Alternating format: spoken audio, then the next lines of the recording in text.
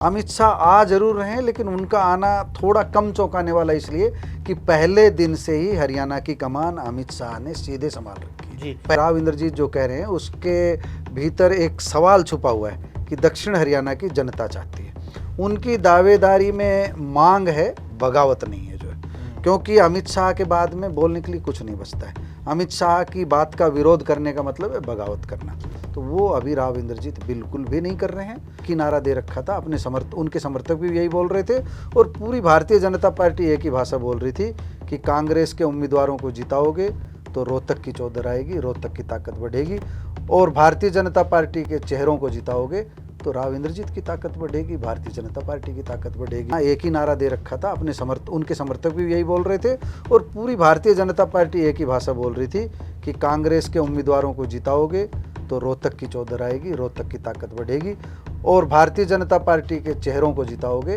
तो राव इंद्रजीत की ताकत बढ़ेगी, भारतीय जनता पार्टी की ताकत बढ़ेगी। नमस्कार, मेरा नाम है सतसिंह, हरियाणा फाइल्स और एनजेपी हरियाणा का ये साझा मंच है और मेरे साथ हैं एनजेपी हरियाणा के संपादक महेश वैद्य जी, और अभी मैं रेवाड़ी में हूँ।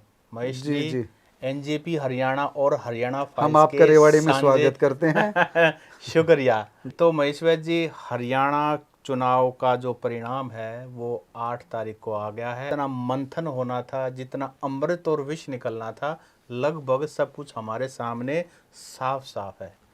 आपका कैसा रहा अनुभव, जो भी मंथन है? देखो सतसिंह जी, हार और जीत का कोई एक कारण नहीं होता, कोई दसियों फैक्टर काम किए हैं इस चुनाव में। लेकिन सबसे बड़ी बात यह है कि जो विज्ञानी बने रहे थे, ज्योतिष ज्ञानी बन रहे थे, एग्जिट पोल वाले थे, हम पत्रकार साथी थे, सबके सब जो है गलत साबित हुए। और जो मतदाताओं ने जो जनादेश दिया है वो ऐसा दिया है कि सबको सफाई देनी पड़ रही है। हम और आप भी सफाई देंगे अपनी जो है कि क्या हुआ जी। और इस चुनाव में ना जो कुछ है, परिणाम तो सबके सामने है। 48 का फिगर और 37 का फिगर, यानी कि बीजेपी और कांग्रेस पार्टी का फिगर जो है वो सबके सामने है। लेकिन अब सरकार 17 तारीख को शपथ ले लेगी। इस बार इंटरेस्टिंग बात यहीं से शुरू करते, अमित शाह ऑब्जर्वर बन के आ रहे हैं। ऐसी भी क्या नौबत आ गई, एक छोटा सा स्टेट है, 90 सीटें हैं, तो यहाँ अमित शाह जैसा बड़े महामंत्री जो हैं वो आ रहे हैं। आप इसमें क्या देखते हैं? कुछ खेला होने वाला है? कुछ खास है। अमित शाह का आना बड़ी बात है। मेरे विचार से भारतीय जनता पार्टी का ये फैसला चौंकाने वाला है। या तो उनके पास इंटरनल कोई रिपोर्ट ऐसी है कि नायब सैनी का विरोध हो सकता है, लेकिन मुझे नहीं लगता कि विरोध होगा। अमित शाह इसलिए आ रहे हैं ताकि अहिरवाल को, दक्षिण हरियाणा को संतुष्ट किया जा सके, अनिल विज जैसे जो लीडर हैं उनको संतुष्ट किया जा सके, क्योंकि नायब सैनी जूनियर पढ़ते हैं, अनिल विज सीनियर पढ़ते हैं, और अनिल विज जैसे और भी सीनियर यहाँ हैं।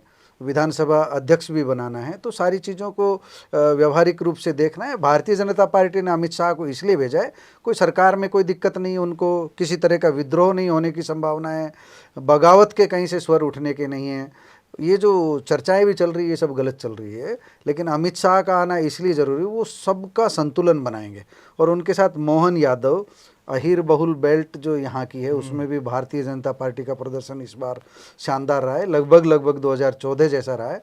तो इसलिए जो अमित शाह के साथ साथ मोहन यादव भी आ रहे हैं, तो बड़ी बात यह है कि अहीरवाल में एक बड़ा मैसेज देने का प्रयास होगा कि भारतीय जनता पार्टी सबकी है, जिन्होंने भी साथ दिया है उन सबको सम्मानजनक स्थिति में रखे जाएंगे, सबको सम्मानजनक स्थान दिया जाएगा, और उसके लिए अमित शाह जैसे चाणक्य की ज़रूरत थी। अमित शाह आ जरूर रहे हैं, लेकिन उनका आना थोड़ा कम चौंकाने वाला इसलिए कि पहले दिन से ही हरियाणा की कमान अमित शाह ने सीधे संभाल रखी है। जी, पहले दिन से। इस पूरे चुनाव में दो राजनीतिक हस्तियां ऐसी हैं जो सबसे ज़्यादा चुनाव में रही।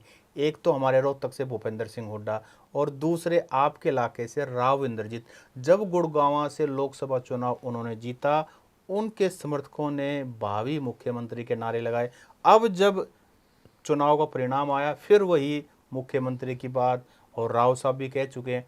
ये जो दो हस्तियां हैं हरियाणा की राजनीति में, हुड्डा साहब का तो चैप्टर आप ये मानिए 8 तारीख के बाद एक बार बैक बर्नर पे चला गया, लेकिन राव साहब ये बहुत बड़ी जो ना राजनीतिक हस्ती भी हैं, और बीजेपी का खेला बिगाड़ सकती हैं। और दोनों के दोनों जिनका नाम लिया, दोनों एक अभी कांग्रेस में, एक पूर्व कांग्रेसी हैं।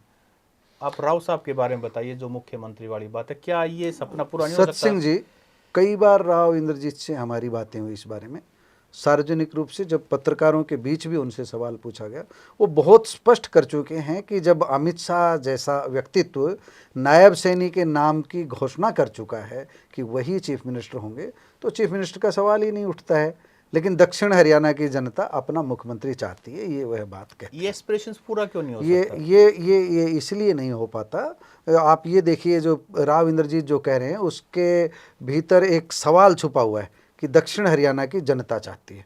उनकी दावेदारी में मांग है, बगावत नहीं है जो है। क्योंकि अमित शाह के बाद में बोलने के लिए कुछ नहीं बचता है। अमित शाह की बात का विरोध करने का मतलब है बगावत करना, तो वो अभी राव इंद्रजीत बिल्कुल भी नहीं कर रहे हैं। राव इंद्रजीत सिंह के कहने से भारतीय जनता पार्टी ने इस बार सबसे ज़्यादा टिकट दिए, 2014 से भी और 2019 से भी, और सबसे अच्छा परिणाम भी राव इंद्रजीत ने अब की बार दिया है अपने समर्थकों को। जो सारे के सारे जीत कराए और अच्छे अंतर से जीत कराए। इसलिए महत्वाकांक्षा जो हो रही है अब पैदा, वो उप मुख्यमंत्री पद के लिए हो रही है कि अहिरवाल में उप मुख्यमंत्री का पद आ जाए। और बेटी के लिए चाहेंगे, स्वाभाविक रूप से है, उप मुख्यमंत्री का पद मिल जाए।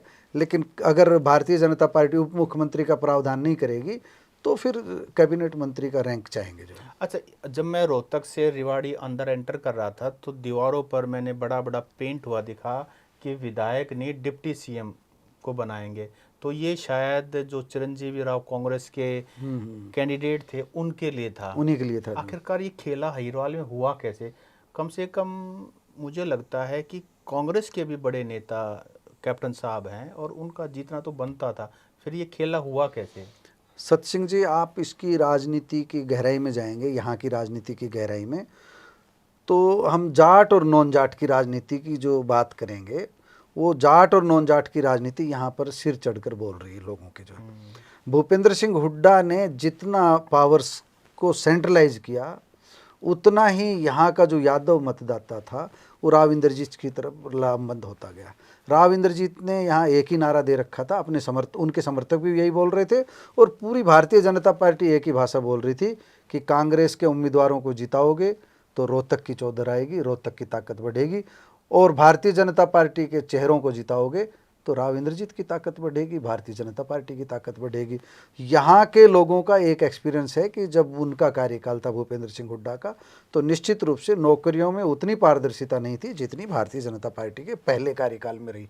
माफ़ करना, मैं पहले कार्यकाल की बात कर रहा हूँ। जो वो पहले कार्यकाल का ही जादू सिर चढ़कर बोल रहा है। और नायब सैनी ने आकर के क्या जादू किया कि वैकेंसी लटकी हुई है, रिजल्ट लटके हुए हैं। एक जो निगम के माध्यम से जो कर्मचारी लगे हुए थे उनको 58 साल का वादा कर दिया जी, 58 साल उनकी सेवाएं सुरक्षित रहेगी। तो जो 1.25 लाख के करीब जो कर्मचारी निगम के माध्यम से लगे हुए हैं, उनको ये डर था कि कांग्रेस आएगी तो शायद उनकी नौकरी पर खतरा आ जाए, नायब सैनी रहेंगे तो उनकी नौकरी बरकरार रहेगी। एक वो फैक्टर काम किया, एक जाट नॉन जाट वाला फैक्टर काम किया। जो दंगों की याद दिलाई जो है भारतीय जनता पार्टी ने इनडायरेक्ट रूप से, उसका असर रहा। जो मामन भाषण वायरल किया उसका असर रहा। और कुछ अनैतिक रूप भी, अनैतिक हथियार भी अपनाए गए जिनको लेकर के भारतीय जनता पार्टी को फायदा हुआ।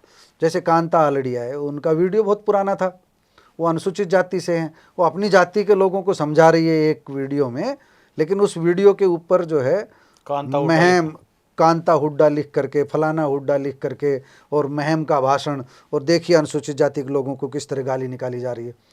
तो जाट समुदाय के रूप में उनको जो है भूपेंद्र सिंह हुड्डा पिता पुत्र को जाट नेता सिद्ध कर दिया, कांग्रेसी नेता की बजाय भारतीय जनता पार्टी ने ये नैरेटिव सेट कर दिया। और भूपेंद्र सिंह हुड्डा इस नैरेटिव को काटने में इसलिए कामयाब नहीं हुए क्योंकि उनको ये उम्मीद थी कि तुम अकेले दम पर सत्ता में आ रहे हो। काश कुमारी शैलजा, कैप्टन अजय सिंह यादव, एक बगल में ओबीसी और एक बगल में एससी का कैंडिडेट साथ रहता और खुल करके भूपेंद्र सिंह हुड्डा बोलते मेरिट पर नौकरी देंगे, दीपेंद्र हुड्डा बोलते मेरिट पर नौकरी देंगे, जो गलती कभी अतीत में हुई होगी वो दोहराई नहीं जाएगी। और दूसरा ये खुलकर बोलते ये कांग्रेस की सरकार बनेगी, भूपेंद्र सिंह हुड्डा की सरकार के नारे मत लगाओ। अगर एक बार भी ये बात बोलते तो आज प्रदेश में कांग्रेस की सरकार रहती, भारतीय जनता पार्टी। तो आप ये कहना चाहते हैं कि बीजेपी के खिलाफ माहौल था, लोगों के लाइवलीहुड के इश्यूज थे, अग्निवीर के खिलाफ माहौल था, जो पोर्टल सिस्टम के खिलाफ माहौल था, लेकिन बीजेपी ने सारा शिफ्ट हुड्डा सरकार का जो नैरेटिव था उसको बना करके डराया भी एक तरह से। भाजपा का जो एजेंडा भाजपा ने सेट किया वो बिल्कुल जो है अग्निवीर का, तो आप देखोगे कोसली तो हाँ, पूरी अग्निवीरों जी, की जी, है, जी। सैनिक बहुल क्षेत्र है। खूब समझाया गया लोगों को, लोग खिलाफ भी थे।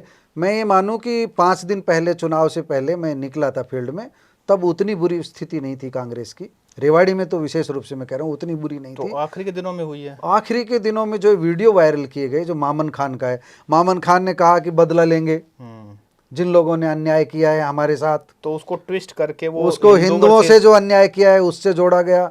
यहाँ के लक्ष्मण यादव ने तो अपने भाषण में धारा प्रवाह यही बातें कही जो है। तो आप जहाँ जहाँ भी देखोगे तो मामन खान के बयान ने नुकसान पहुंचाया। उनको ऐसा बोलने की क्या जरूरत थी, वो वैसे ही जीत रहे थे। लेकिन कांग्रेस की लगाम जो है किसी के हाथ में नहीं थी। ऐन चुनाव के समय दीपक बावरिया वो आइसोलेशन में थे, कैप्टन अजय सिंह यादव ने बाद में इश्यू भी उठाया। प्रदेश अध्यक्ष थे वो अपने चुनाव में उलझे हुए थे। भारतीय जनता पार्टी ने अपने प्रदेश अध्यक्ष को फिर ही छोड़ा हुआ था। तो आपका मैनेजमेंट कांग्रेस का कमज़ोर था, कांग्रेस का मैनेजमेंट कमज़ोर था। भारतीय जनता पार्टी का मैनेजमेंट वो लड़ाई लड़ रहा था कि सम्मानजनक हार भी हो तो सम्मानजनक हार हो। उन्हें भी शायद इतनी उम्मीद नहीं होगी कि इतनी आसानी से इतनी शानदार जीत मिल जाएगी, और कांग्रेस को ऐसी उम्मीद नहीं थी कि तुम 37 पे सिमट जाओगे। कांग्रेसी सोच रहे थे 70 नहीं तो 60 सही, 60 नहीं तो 55 सही, 55 नहीं तो 45 सही बहुमत आ रहा है, लेकिन कुछ भी नहीं आया। अच्छा, ये तो अहिरवाल की बात हो गई। इसके अलावा जो बाकी एनसीआर का एरिया, गुड़गांव, फरीदाबाद, वहाँ क्या कारण रहे, क्या हाल रहा? देखिए, हम जब दक्षिण हरियाणा की जब बात करते हैं तो फरीदाबाद और गुड़गांव लोकसभा क्षेत्र की हम बात करें, 9 विधानसभा सीटें फरीदाबाद में हैं और 9 विधानसभा सीटें गुरुग्राम में हैं और 9 भिवानी महेंद्रगढ़ में। ये 27 विधानसभा सीटें, और आप रोहतक को भी इसमें ही काउंट कर लीजिए। बेशक एनसीआर के से अंदर आपसे हम चर्चा करेंगे। तो जो 36 विधानसभा सीटें हैं, इनमें रोहतक में तो भूपेंद्र सिंह हुड्डा का असर रहा। वहाँ पर रोहतक लोकसभा में तो आपसे ही पूछेंगे कि क्या क्या वो रहे प्रभाव। लेकिन मैं आपको फरीदाबाद की बताऊं तो फरीदाबाद में वहाँ सिर्फ कांग्रेस सिर्फ 2 सीटें ले पाई है जो है, और 7 सीटें भारतीय जनता पार्टी ने जीती है। यहाँ तक कि जो उदय भान की सीट आसान मानी जा रही थी वो भी कांग्रेस हार गई। तो जिनका प्रदेश अध्यक्ष हार रहा हो, आप समझ सकते हैं कि किस तरह से वहाँ पर भारतीय जनता पार्टी ने नैरेटिव सेट किया जो है। वहाँ पर अब गुड़गांव में हम देखेंगे तो गुड़गांव में एक ही बात चली जो है, गुड़गांव और बादशाहपुर विधानसभा सीटों पर तो कैडर आधारित वोट था ही भारतीय जनता पार्टी की तरफ। जो सोसाइटीज़ में रह रहे हैं, बड़ी बड़ी गगनचुंबी इमारतों में रह रहे हैं, उन लोगों को कोई मतलब नहीं, वो कमल का फूल देखते हैं। इसलिए भारतीय जनता पार्टी की वहाँ जीत हुई। दूसरा जो क्षेत्र आया दक्षिण हरियाणा का, उसमें किसान आंदोलन का कोई असर नहीं, पहलवान आंदोलन का कोई असर नहीं। इसलिए यहाँ जो असर रहा वो रहा कि राव इंद्रजीत सिंह का। भारतीय जनता पार्टी ने सोशल इंजीनियरिंग कितनी बढ़िया बनाई। ब्राह्मण, क्षत्रिय, वैश्य, ये तो भारतीय जनता पार्टी का कोर वोटर है ही। यादव का बड़ा नेता कौन है? राव इंद्रजीत, उनको अपने साथ जोड़ लिया। यादव का एक बड़ा नेता कौन भागने की सोच रहा था? राव नरवीर सिंह, मूछ नीची करके भी राव नरवीर सिंह को अपने साथ जोड़ लिया भारतीय जनता पार्टी ने। तो यादव नेता अपने साथ जोड़ लिए, तो ब्राह्मण, क्षत्रिय, वैश्य, यादव जुड़ गए। सैनी को चीफ मिनिस्टर बना दिया। तो सैनी थोक के भाव पूरे के पूरे नारनौल में देखो, कहीं भी देखो, सैनी थोक के भाव इधर आ गया। तो जाति समीकरण जो ऐसा शानदार बनाया, और जो कांग्रेस था उसके पास शानदार जाति समीकरण क्या था? जाट, अनुसूचित जाति और मुसलमान। लेकिन भारतीय जनता पार्टी ने आक्रमण करके जाटों की पार्टी बना करके छोड़ दिया, अनुसूचित जाति में भी सेंध लगा ली।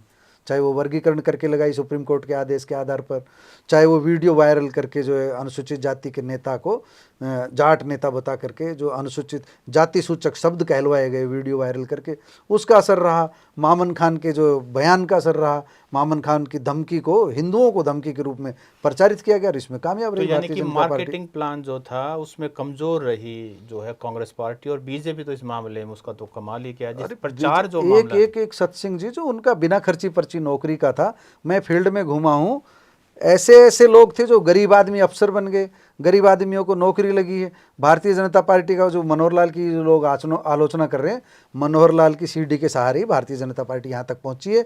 जो बिना खर्ची पर्ची नौकरी का था, इसका कांग्रेसी जवाब ही नहीं दे पाए। ये जो 4 बयान आए, नीरज शर्मा का आया, और भी जो कई जो कुलदीप का भी बयान आया, ऐसे कुलदीप शर्मा के लड़के का भी वो सब राजी हो रहे थे कि अब तो नौकरी मिलेगी फलाने के छोरे को मिलेगी, फलाने के छोरे को मिलेगी, ना ऊपर हुड्डा से। साहब नौकरी लगवाएंगे। तो जो पढ़ने वाले बच्चे थे उन्होंने सोच लिया कि भाई ये तो नौकरियां तो अब उनको लगेगी जिनकी अप्रोच है। तो वो जो पढ़ रहे थे वो सोच रहे थे कि अब भारतीय जनता पार्टी सरकार ही ऐसी बचेगी जो उनको नौकरी दे सकती है, उनका हक दे सकती है। अगर भूपेंद्र सिंह हुड्डा और दीपेंद्र सिंह हुड्डा अगर मुट्ठी में भी ले रखी थी कांग्रेस, आक्रामक ढंग से ये कहते कि नहीं भाई नौकरी बिल्कुल मेरिट पे ही देंगे, तो उनकी बात कुछ और बनती। एक और चीज थोड़ा सा आप शिफ्ट करते हैं हम रोहतक की तरफ। रोहतक में मुझे याद है राहुल गांधी आए थे। राहुल गांधी और दीपेंद्र सिंह हुड्डा ने बहादुरगढ़ के चौक से शुरू किया था अपना कैंपेन, और पकोड़े खा करके आपने भी वो जी जी विजुअल्स जी। वगैरह देखे होंगे। वहाँ से शुरू करके और वो आगे बढ़ते गए, सोनीपत के जितनी भी विधानसभा टच करते हुए आखिर में उन्होंने माथुराम की जलेबी पर वो ख़त्म किया था, यानी जी कि जी जी। गोहाना में ख़त्म किया था। और जहाँ जहाँ राहुल गांधी गए वो सभी सीटें जो हैं कांग्रेस मुझे पार्टी। लगता है दर्शकों को ना सत सिंह जी ज़्यादा अच्छे से बताएंगे कि जो मिठाई जो वहाँ की जो जलेबी रही वो बड़ी चर्चा में आ गई और कहाँ चूक हुई और क्या राहुल गांधी ने ऐसा कहा था और भाजपा ने उसका क्या नैरेटिव सेट किया। जी जी जी रोहतक का और सोनीपत का तो गणित आप समझाओ जी हमारे जी जी दर्शकों मैं को। मैं मैं उसी उसी चीज़ पे आ रहा था। तो राहुल गांधी और दीपेंद्र सिंह हुड्डा, वो जो खुली जीप है उसके अंदर अभिवादन किया, और उसमें वाकई में भीड़ जो है वो ज़बरदस्त थी। अब मुझे नहीं पता कि उसके अंदर जो भीड़ थी, ऑब्वियसली ये जो दोनों लीडर हैं पॉपुलर तो हैं, इनकी फैन फॉलोइंग चुनाव हारने के बाद भी फॉलोइंग तो है, उस एरिया में तो खास करके है। और वो जहाँ जहाँ गए ना वहाँ वहाँ सारी सीटें आ रही। सोनीपत की एक बड़ौदा सीट को छोड़ दें, वहाँ भी जो है ना मामला बहुत ज़्यादा उसके अंदर था, फाइट के अंदर था। लेकिन बाकी सारी सीटें हार जाना, मुझे लगता है इसका एक बड़ा कारण जो है वो कांग्रेस की अपनी गलतियां हैं। सिटिंग गेटिंग का जो फॉर्मूला है कि भाई टिकट सर्वे के अंदर किसी का भी नाम आए, लेकिन जो सिटिंग विधायक है उसी को टिकट मिलेगी। जैसे बहादुरगढ़ वाली सीट है, बहादुरगढ़ की सीट तो हरियाणा में आप जैसे ही एंटर करते हैं, झज्जर जिले की जो सीट है बहादुरगढ़, वो पहली सीट है, वो हरियाणा के अंदर एंटर करते ऐसी एंटी इनकम्बेंसी थी राजेंद्र जून के खिलाफ। और राजेश जून को प्रॉमिस कर रखा था हुड्डा साहब ने कि इस बार टिकट तुझे मिलेगी। उसका कारण था कि कोविड के दौरान राजेश जून ने बहुत काम किया था और लोगों को एक अच्छी गुडविल उसने जनरेट की थी। लोगों के अंदर पहले से उनकी पैठ थी, हुड्डा साहब का प्रॉमिस था। लेकिन लोग एक एक बात को ऑब्जर्व करते, उनकी टिकट सिर्फ इसीलिए कटी, देना चाहते थे हुड्डा साहब, सिटिंग गेटिंग के फॉर्मूले में वो फिट नहीं बैठ रहे थे। राजेश जून ने अपना साम दाम दंड भेद जो कुछ भी वो लगा सकते थे, पैसा कर्जा उठा करके, ऐसा बताते हैं, रिपोर्ट है कि वहां जो है उन्होंने चांदी के सिक्के तक बंटवाए, ऐसे रिपोर्ट्स हैं, मेरे पास कोई प्रूफ नहीं है। वो जो सिस्टम उन्होंने किया और लोगों का सेंटीमेंट, और लोगों को लगा कि भाई इस व्यक्ति को टिकट मिलनी चाहिए थी, ये सारी चीजें मिक्स हो गई और राजेंद्र जून चुनाव हार गए। राजेश जून जो है उन्हीं के परिवार के बंदे हैं, वो चुनाव जीत गए और चुनाव जीतते ही वो भाजपा जो में चले गए तीन समर्थन देने के लिए। सावित्री जिंदल, अपना कादियान। देवेंद्र कादियान और राजेश जून, ये तीनों पहुंच गए। और गोहाना की सीट भी इसी तरीके से फंसी। गोहाना में डॉक्टर अरविंद शर्मा बीजेपी के चुनाव लड़ रहे थे, और मैं ये कहता हूँ जितनी भी विधानसभा सबसे सत्सिंह शांत जी, तरीके से। आपको नहीं लगता गोहाना में जो हर्ष छिंकारा थे। हाँ, मैं उसी चीज पे आ रहा जी हूँ। जी जी। मैं पहले डॉक्टर अरविंद शर्मा के, डॉक्टर अरविंद शर्मा इतने पुराने खिलाड़ी हैं, 2 बार करनाल से सांसद, 1 बार सोनीपत से सांसद, 1 बार रोहतक से सांसद, यानी कि वो व्यक्ति जहाँ जाता है चुनाव जीत जाता है, और कम से कम पहला चुनाव वो जरूर जीतता है। तो वो इस बार तो हालांकि दूसरा चुनाव रोहतक में वो अपना हार गए हाँ थे जी जी। दीपेंद्र सिंह हुड्डा से 3,45,000 से। लेकिन गोहाना में इतने शांति से उस बंदे ने चुनाव लड़ा है, क्योंकि इतना बड़ा लंबा चौड़ा अनुभव है उस व्यक्ति के पास। और सिटिंग गेटिंग के फॉर्मूले से यहाँ कांग्रेस को नुकसान हुआ। मैं एक वो फॉर्मूला बता रहा हूँ कि जहाँ कांग्रेस की अपनी गलतियां भी थी। हम सब कुछ बीजेपी को, जैसे कि बीजेपी ने ये कर दिया, वो तो एडवांटेज था ही, लेकिन अपनी कितनी बड़ी खाई। देखिए, जो जगबीर मलिक साहब हैं वो काफ़ी एज्ड हैं, एक सोशल कनेक्ट भी खो चुके हैं, उतना लोगों के अंदर एक्टिव नहीं है। और हर्ष शिकारा कांग्रेस की टिकट मांग रहा था, वो लड़का पिछले काफ़ी समय से सोशली बहुत कनेक्ट है, गरीबों की मदद करता है, यूथ के अंदर एक अपील है, सारी बातें हैं।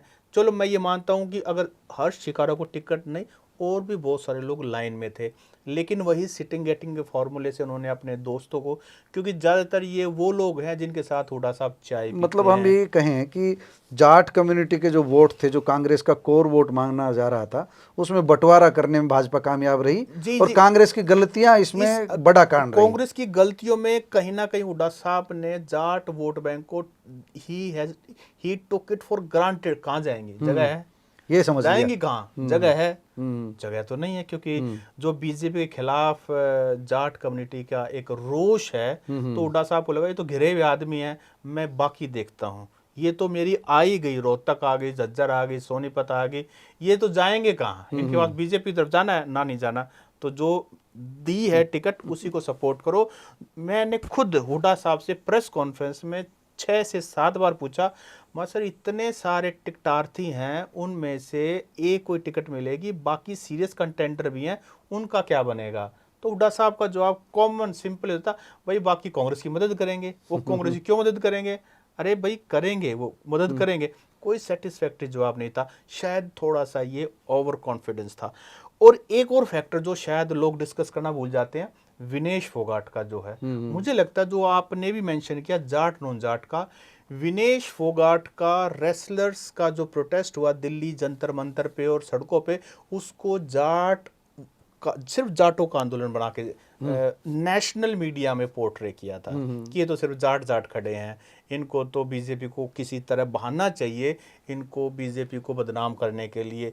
जब विनेश फोगाट की एंट्री हुई, जिस जैसे एयरपोर्ट पे जैसे दीपेंद्र हुड्डा लेकर के आए मैं थे, वही कर रहा हूँ सर, पेरिस से जैसे ही वो दिल्ली एयरपोर्ट पे उतरी, दीपेंद्र सिंह हुड्डा ने उनका स्वागत किया, कार पे बैठ करके जिस तरीके से क्रूज करते हुए वो रात को 2 बजे बलाली पहुंची है, तो ये भी एक बड़ा टर्निंग पॉइंट था। भाजपा अपना नैरेटिव जो सेट कर रही थी, जी जी, उसको तो प्रूव कर दिया हाँ, एक तरह से। कांग्रेस पार्टी उस ट्रैप में फंसती जा रही थी, तब तक भी ठीक था, लेकिन जिस दिन टिकट दी सर, 86 के करीब मुझे लगता है जुलाना में टिकट एस्पिरेंट्स थे, 86 के 6 को बाहर किया, विनेश तो थी नहीं उस लिस्ट में, और किया तो सबको नाराज कर लिया। तो सत्सिंह जी, हम इसमें हाईकमान के लेवल पर गलती माने या भूपेंद्र सिंह हुड्डा के लेवल पे ये हुआ? सर मैं ये मानता हूँ कि हाई कमान के लेवल पे सबसे बड़ी मिस्टेक जो मैं मानता हूँ रही, शैलजा वाला जो एपिसोड था, हाई कमान ही इसको पैचअप करा सकता था, बहुत ज्यादा डिले किया गया। ओवर राहुल कॉन्फिडेंस में गांधी रहे नहीं, हाईकमान मुझे भी। लगता है राहुल गांधी को कहीं ना कहीं ये लगा कि हरियाणा तो अपना है, इतना फोकस करने की जरूरत नहीं है, हुड्डा साहब को खुला मैंने एक बार सपोर्ट दे दिया है, ही विल मैनेज, क्योंकि he is the tallest Jat leader. और ये बताइए कि रिसोर्सेज कांग्रेस के पास क्रंच है, नेशनल कांग्रेस की बात कर रहा हूँ, तो कोई ना कोई एक ऐसा व्यक्ति चाहिए उनको जो उनकी उस चीज़ को भी टेक केयर कर सके। तो कहीं ना कहीं वो एहसान, आपने मुझ पर एहसान किया तो मैं उसका थोड़ा सा दबाव मानूंगा, मुझे लगता है ये बहुत सारी चीज़ें म्यूचुअल हैं।